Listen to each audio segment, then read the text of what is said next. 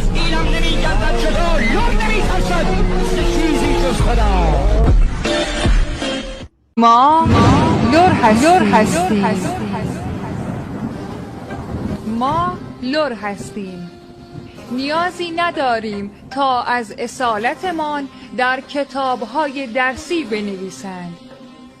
اصالت ما را موزه ها فریاد میزنند. اصالت ما را در شکوه تخت جمشید میتوان یافت. اصالت ما در نقش های شیران سنگی به چشم میخورد. اصالت ما در نعره تفنگ برنو به گوش میرسد.